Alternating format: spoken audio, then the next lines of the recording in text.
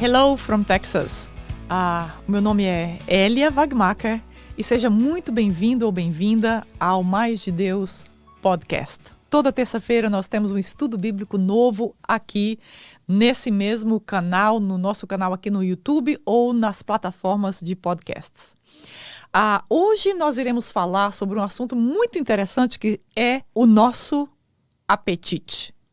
Quais são os seus apetites? O que você tem desejo de fazer na sua vida? Qual é aquela coisa que te impulsiona e que faz você, algumas vezes, viver em prol daquela coisa?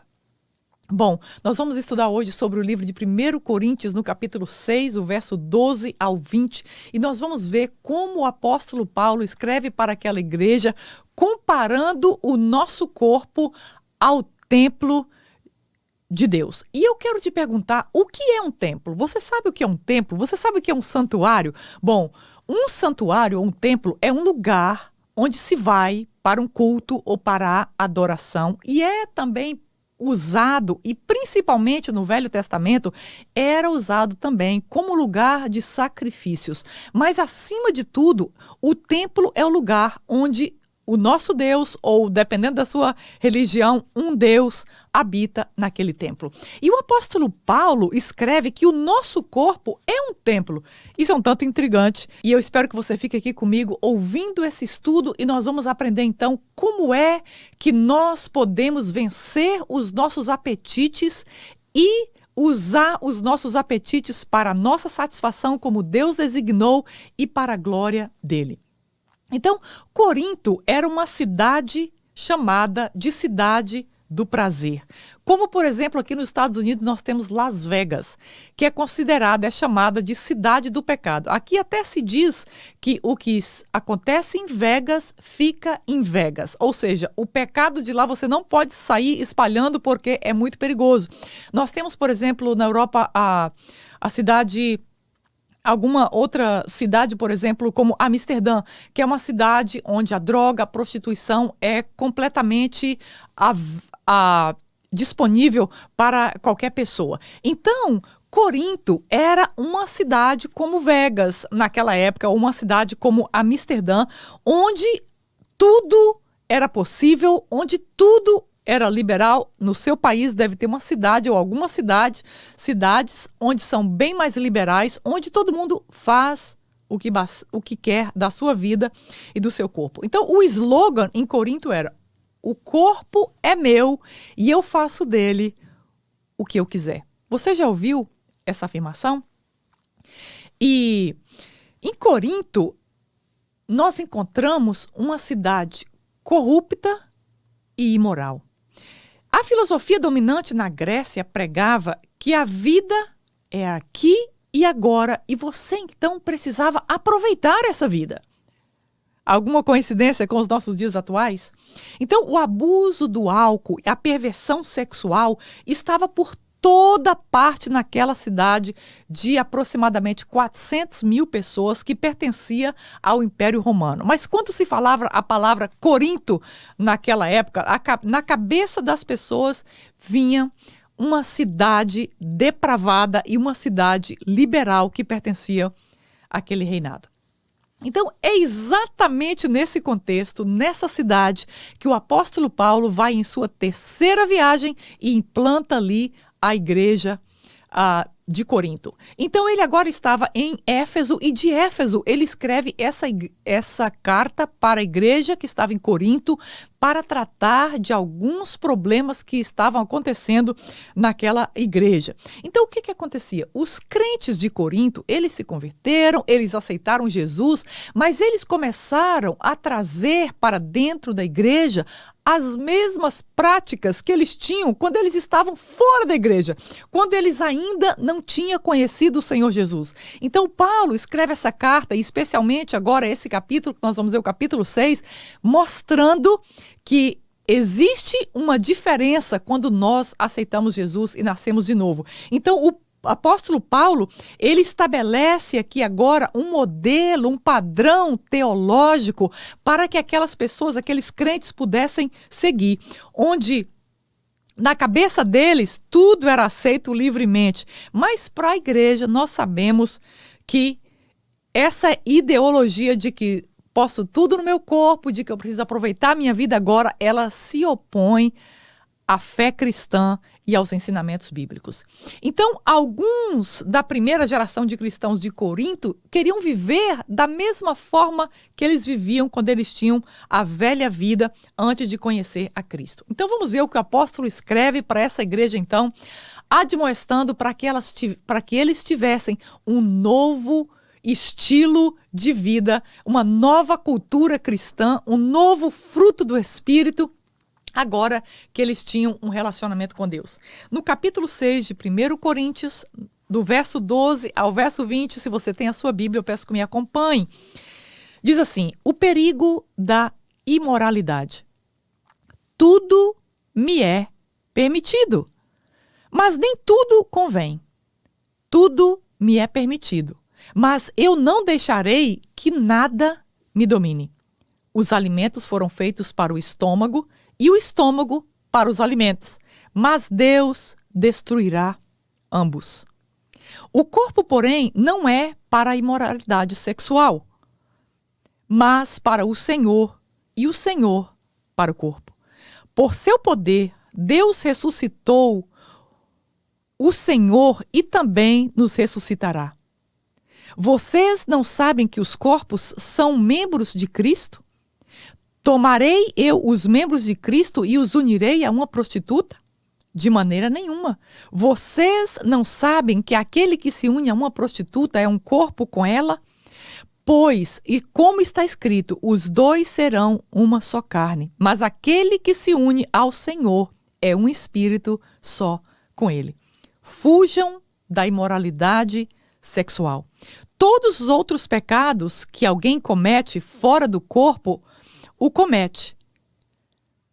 Mas quem peca sexualmente, peca contra o seu próprio corpo. Acaso não sabem que o corpo de vocês é santuário do Espírito Santo que habita em vocês, que lhes foi dado por Deus? E que vocês não são de si mesmos? Vocês foram comprados por alto preço. Vocês, portanto, glorifiquem a Deus no seu próprio corpo. O ensino do apóstolo Paulo é sempre baseado na graça de Deus. E aqui ele começa dizendo: tudo me é permitido.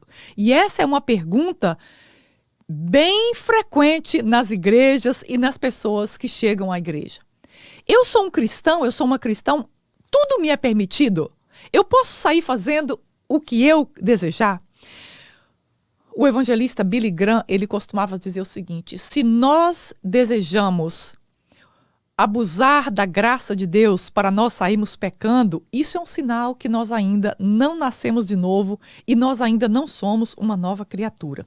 Então o apóstolo está ali baseando os seus ensinamentos na graça de Deus, mas ele deixa bem claro que nós não podemos tirar vantagem da graça de Deus, como alguns tentavam ali em Corinto.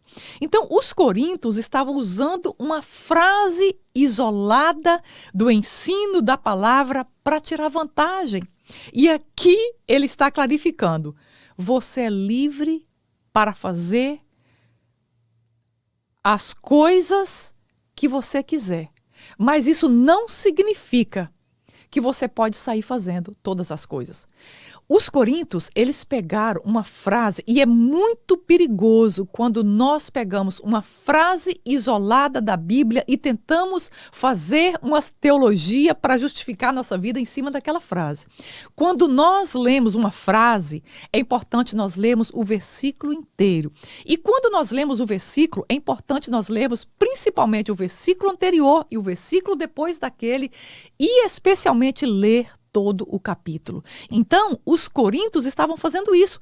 Eles pegaram uma frase do próprio apóstolo Paulo que diz que tudo me é permitido. E agora eles estavam, então, tentando tirar vantagem dessa própria frase, desse próprio ensinamento do apóstolo Paulo. Por exemplo, como é que é isso de que você pode todas as coisas, mas nem todas as coisas te convêm? Por exemplo, você que tem um carro. Você pode fazer com o seu carro o que você quiser com o seu carro, não é verdade? Você pode, inclusive, dizer, olha, o combustível está muito caro nesse momento, ao invés de colocar combustível no carro, eu vou começar a colocar areia no meu carro. Você pode fazer isso? Claro que você pode. Você pode todas as coisas com o seu carro, porque o carro é seu. Mas, se você colocar areia no lugar de combustível no seu carro, sabe o que vai acontecer? Esse carro não vai funcionar e você vai acarretar um problema muito maior na sua vida do que o preço da gasolina. Então, na nossa vida é a mesma coisa. O apóstolo diz, nós somos livres, nós podemos todas as coisas, mas será que isso me convém? Ou seja, qual é o preço ou a consequência que eu vou pagar na minha vida por fazer aquilo que eu chamo de permitido na minha vida? Quando nós fazemos uma escolha baseada somente, olha, eu vou fazer porque eu posso fazer essa coisa, eu sofro o risco de ser machucado, machucada, de ser quebrado, de ser endurecido e o pior, de nos afastarmos de Deus. Eu posso fazer isso. Mas qual é a consequência que esse eu posso irá trazer na minha vida e na vida das pessoas que estão ao nosso derredor? O apóstolo diz, eu posso fazer tudo, mas eu não posso ser dominado por essas coisas. Há uma frase célebre que diz, o pecado, ele nos vai levar para mais longe do que nós desejávamos e ele trará um preço para nós pagarmos mais caro do que nós esperávamos. Então, quando nós levamos a nossa vida para uma prática do eu posso fazer, a Bíblia não vai decidir o que eu falo, liderança de igreja não vai determinar o que eu faço, e é verdade, nós podemos fazer todas as coisas, mas entendendo que essas coisas poderão nos trazer um preço altíssimo e ela poderá acabar nos escravizando e nos dominando. Porque o pecado, quando ele entra na nossa vida, ele não somente tem as suas consequências, mas ele entra com a intenção de nos escravizar completamente. Por exemplo, o rei Davi, como rei, ele poderia fazer qualquer coisa. Ele poderia ter qualquer mulher naquele império como sua esposa. Ele poderia ter Betseba? Sim, era um direito que um rei tinha. Um rei tem direito a qualquer coisa. Davi teve Betseba. E a consequência que ele pagou por tomar Betseba como sua esposa foi inimaginável.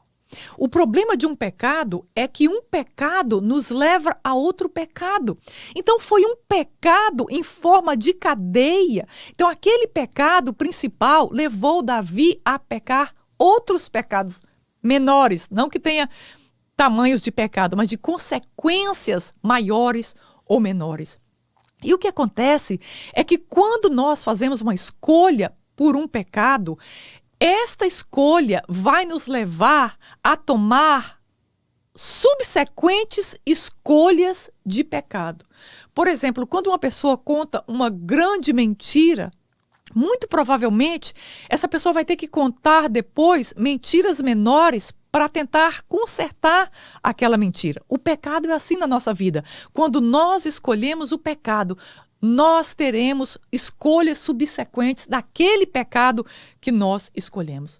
No versículo 4, o Paulo diz, olha, existe um remédio.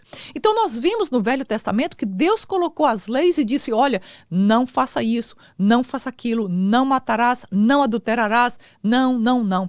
Mas acontece que chegou um momento da história que Deus viu que para nós cumprirmos a lei, essencialmente nós necessitamos de um relacionamento com Cristo.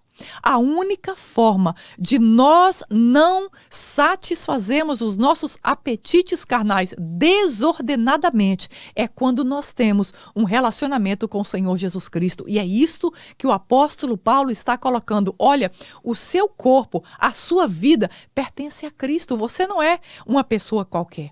Então, no verso 14, ele está lembrando da ressurreição de Jesus.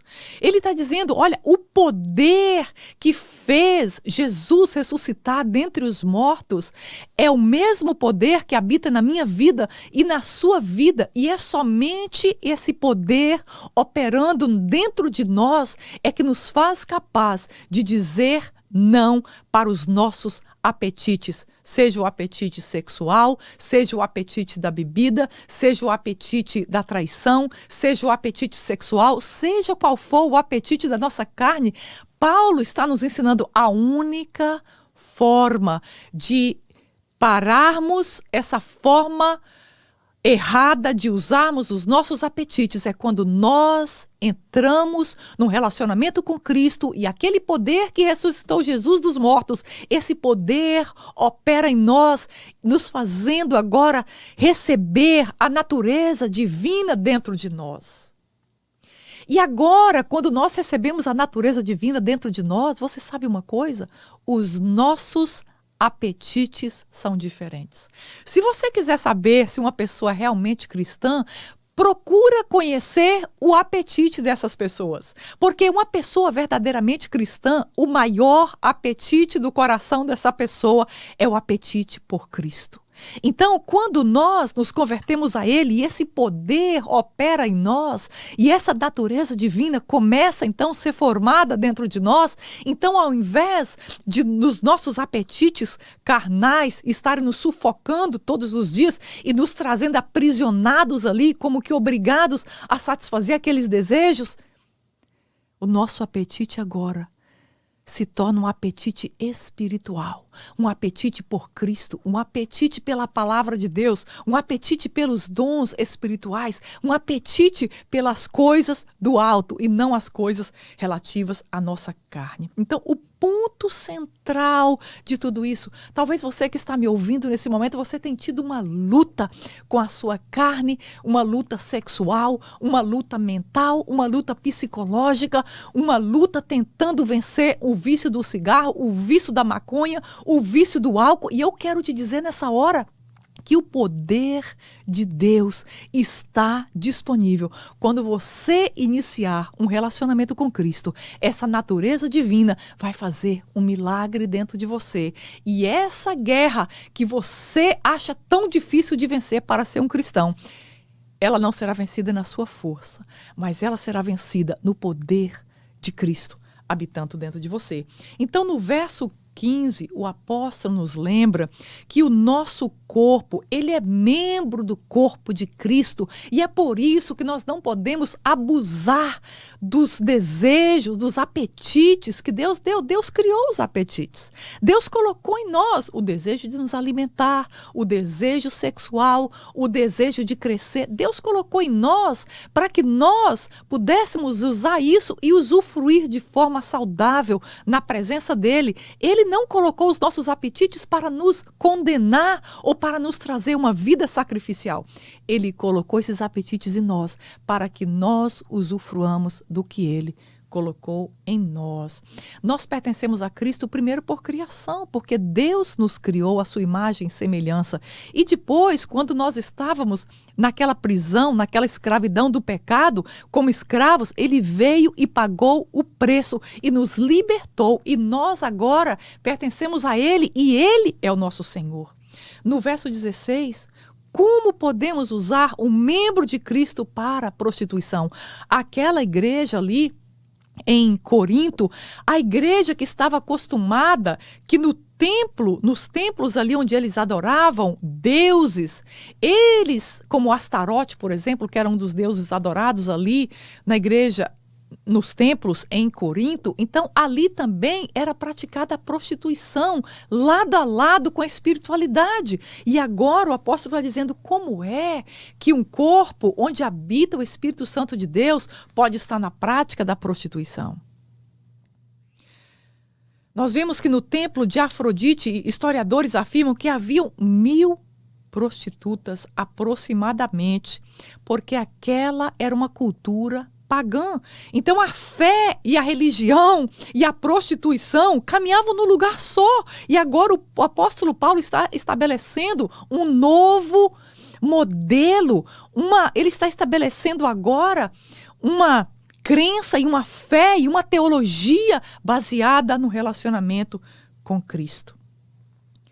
Verso 16 e 17, Paulo traz Gênesis para nós, ele diz: quando Deus criou o homem, diz que o homem deveria deixar pai e mãe, unir-se à sua mulher, e os dois tornariam-se uma só carne.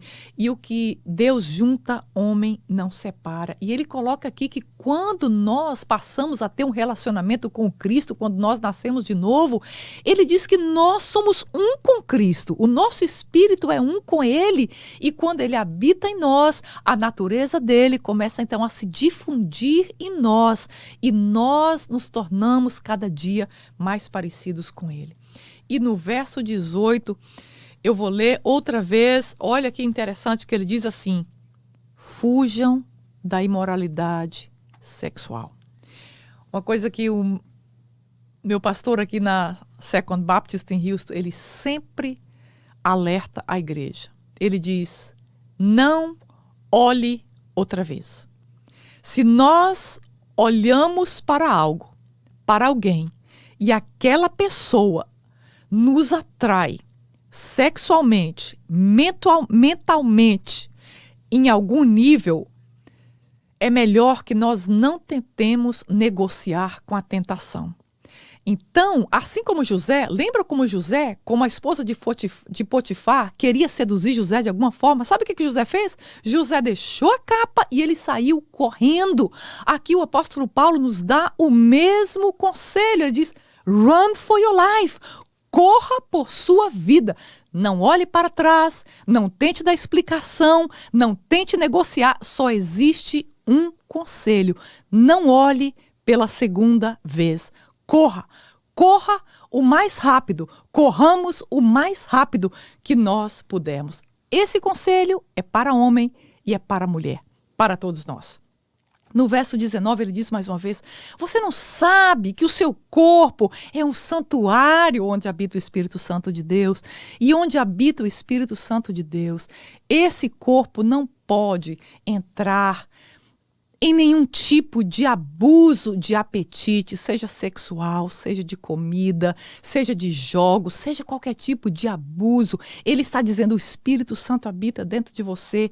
Então, aqui, ele caminha conosco na palavra, nos ensinando um caminho de proteção, onde nós simplesmente temos um relacionamento com Cristo e nós nos protegemos de toda tentação, de todo mal, não só da prostituição, mas de qualquer tipo de abuso.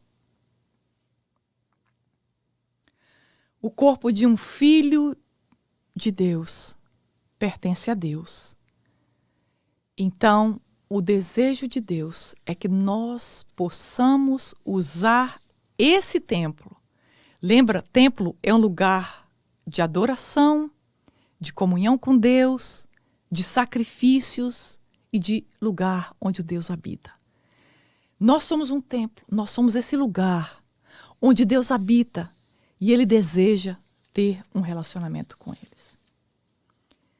Especialmente nesse momento que nós vivemos com as mídias, com Instagram, com Facebook, com tantas outras plataformas onde nós vemos todos os dias um display de uma beleza falsa, o display de um corpo que não existe, de uma face que não existe, de um cabelo que não existe, e isso causa um grande problema nas pessoas. Porque se nós começarmos a comparar, olhar no espelho e começar a comparar com aquelas figuras que foram criadas num computador, num programa, que era uma foto de uma pessoa, mas foi transformada, aquilo vai causar uma crise em nós. E nós estamos hoje com um problema generalizado em adultos, em crianças, daquilo que se chama narcisismo, que é as pessoas cultuando os seus corpos e sofrendo grandemente pelo seu corpo.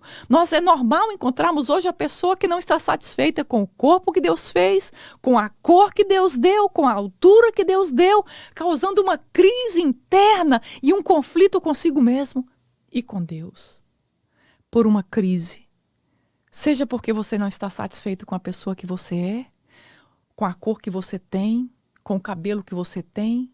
Seja porque você está lutando contra os seus apetites, e quanto mais você luta, mais você cai nos seus apetites, seja mental, seja sexual, seja de comida. Seja qual for o seu apetite, seja qual for a sua luta, eu quero te dizer, e o apóstolo Paulo nos diz hoje, os apetites que Deus colocou em nós não foi para nos afastarmos de Deus, mas os apetites que Ele colocou em nós foi para assim nos achegarmos mais a Ele. É verdade que nós podemos ser educados em nossos comportamentos, mas nós só seremos transformados a partir de um relacionamento com Cristo. Se você tem vivido essa luta, essa guerra que parece impossível a ponto de você pensar, meu Deus, eu vou perder a minha cabeça. Eu quero te lembrar esse dia, existe uma forma. Quanto mais você fortalece o seu relacionamento com Cristo, mais os seus apetites carnais vão se diminuindo. Há um ditado que diz que existe dentro de nós um leão e um lebre. Aquele que você alimentar irá viver, e aquele que você não alimentar irá morrer, obviamente. Se você e eu alimentarmos o nosso apetite por Deus com a palavra dele, com a nossa oração, ouvindo a palavra, escutando a palavra de Deus, lendo a Bíblia, praticando, meditando, se nós alimentarmos o leão da tribo de Judá que está dentro de nós, os nossos apetites da nossa carne, eles não somente irão diminuir, mas nós aprenderemos como usá-los para a glória de Deus e para a satisfação completa dos que caminham com Deus. Senhor, obrigada pelo teu poder que opera em nós. Aquele poder que ressuscitou Jesus dentre os mortos. Ele está em nós e é nesse poder que nós vencemos a nossa carne e vencemos os apetites da nossa carne. Pai, eu oro por essa pessoa que está me escutando nessa madrugada, nessa manhã, nessa tarde. Oh Deus, abra os olhos espirituais dessa pessoa. Oh Deus, e que nessa hora ela seja atraída pelo apetite de andar na tua presença. E que o Senhor ajude, Pai, e que o Senhor ajude esta pessoa a caminhar contigo, a se alimentar da tua palavra e fortalecer o relacionamento contigo. Que o Senhor abençoe esta vida e esta família em nome de Jesus. Muito obrigada por você estar comigo até o final desse estudo bíblico. Se essa palavra abençoou o seu coração, clica e envia para o seu grupo do WhatsApp ou para alguém que você conheça. E não se esqueça de se inscrever no nosso canal. E até a próxima terça-feira, se Deus quiser. Muito obrigada.